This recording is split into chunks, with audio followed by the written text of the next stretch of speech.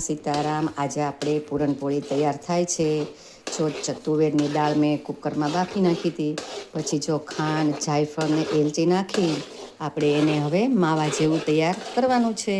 જો આપણું પૂરણ હવે તૈયાર થઈ ગયું છે માવા જેવું। આને હવે આપણે ઠરવા દેશું અને પછી ગોળા વાળી લેશું, જેથી આપણું પૂરણ છૂટું ન પડી જાય। એટલે આપણે ગોળા વાળીને એમાં ભરીને આપણે કરશું પૂરણપોળી। જો આપણા પૂરણપોળીના ગોળા આવા કરીને રાખી મૂકવાના, એટલે હાથ ન બગડે આપણા।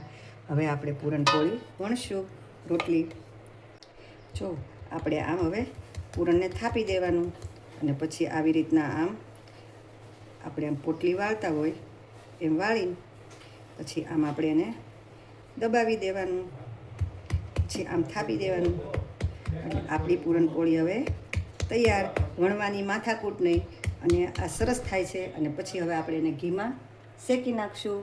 ઘી ગરમ થઈ ગયું છે, એને ધીમા ગેસે આપણે કરવાની। આપણે એને બીજી બાજુ ફેરવી નાખશું, એને ધીમા ગેસે આપણે ચડવા દેવાની છે। જો આ પૂરણપોળી હવે આવી થાય છે, ક્રિસ્પી થાય છે। જો આ પૂરણપોળી તમે કેવી રીતના બનાવો છો, હું આવી રીતના બનાવું છું। જો પૂરણપોળીની રેસીપી સારી લાગી હોય તો લાઈક કરો, શેર કરો, સબસ્ક્રાઈબ કરો। જય શ્રી કૃષ્ણ, સીતારામ।